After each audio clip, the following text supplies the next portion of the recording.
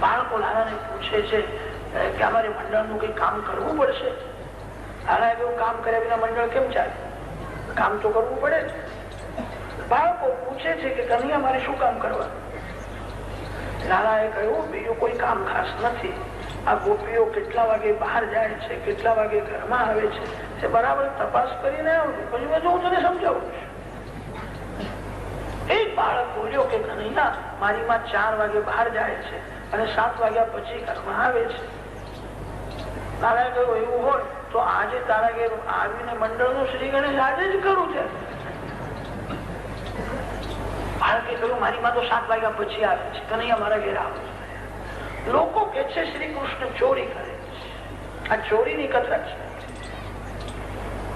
જે જગત નો માલિક છે, જે ઈશ્વર છે, એ ચોરી કેવી રીતે કરી છે?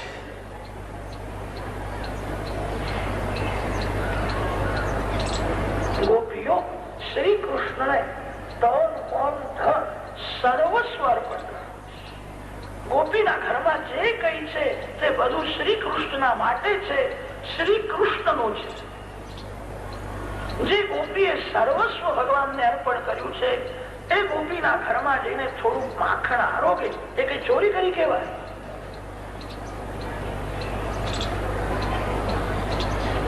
સુખદેવજી મહારાજ ગંગા કિનારે ગોપીઓની પ્રશંસા કરે છે. રાજન તને હું શું કહું, જગતનું આકર્ષણ શ્રી કૃષ્ણ કરે છે. શ્રી કૃષ્ણનું આકર્ષણ ગોપી પ્રેમ કરે છે. ગોપીઓનું જીવન અતિ શુદ્ધ છે.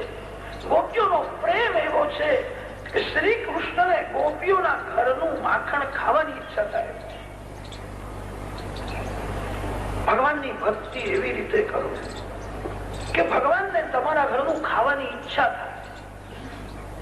જ્યાં અતિશય પ્રેમ છે, જ્યાં અતિશય પવિત્રતા છે, ત્યાં ભગવાન આરોગ્ય છે.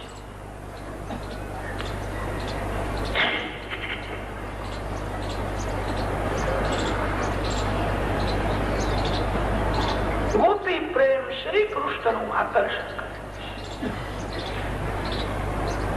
લાલાને ઘરનું માખણ ભાવતું નથી, ગોપીઓનું માખણ ભાવે છે. આ શુદ્ધ પ્રેમની કથા છે. લૌકિક દૃષ્ટિથી વિચાર કરો તો પણ આ ચોરી નથી. અલૌકિક દૃષ્ટિથી વિચાર કરો તો ચોરી નથી. શ્રી કૃષ્ણ તો જગતના માલિક છે. માલિક કેવી રીતે ચોરી કરી શકે? લૌકિક દૃષ્ટિથી વિચાર કરો તો પણ ચોરી નથી. ગોપી પોતાનું સર્વસ્વ શ્રી કૃષ્ણને અર્પણ કરે છે. જે ગોપીએ સર્વસ્વ અર્પણ કર્યું છે એના ઘેર જઈને થોડું માખણ આરોગે એ ચોરી નથી. ગોપીનો દીકરો કન્હૈયાના મંડળમાં છે અને કન્હૈયાને કહે છે કે મારા ઘેર તું આવજે, મારી માં 7 વાગ્યા પછી ઘરમાં આવે.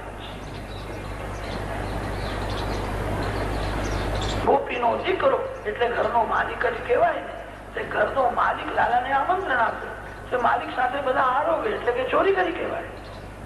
લૌકિક દૃષ્ટિથી પણ આ ચોરી નથી, અલૌકિક દૃષ્ટિથી પણ આ ચોરી નથી.